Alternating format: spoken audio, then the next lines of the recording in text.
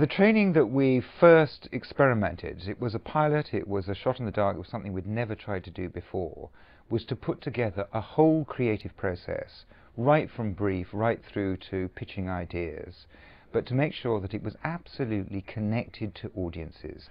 So what we came up with was a whole creative process, taking a number of producers from Radio 1 and Radio 2 through 5 very intensive days of meeting the audience, really getting to know them as people, so it's not just quantitative but qualitative data, and beginning then to help them to find insights about these people's lives, and then using those insights as springboards to generate and develop new content, new themes, new ideas around their programming, and finally at the end of the week, having built these ideas, to pitch them back to the heads of both Radio 1 and Radio 2.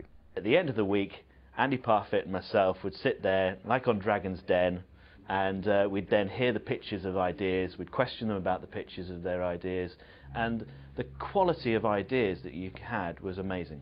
I think the course was probably one of the best things I've done in Radio 1.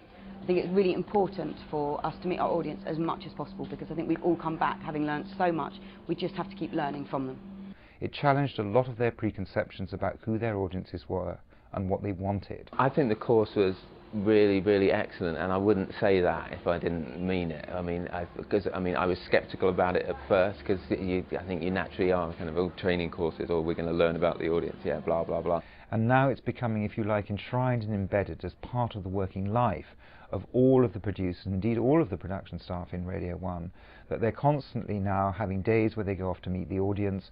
They're replicating what we did with them.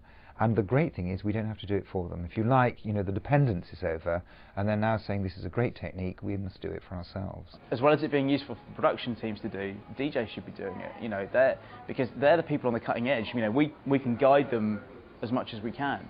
I just think it'd be really useful for, you know, Moyles to be wandering around a city centre actually talking to people.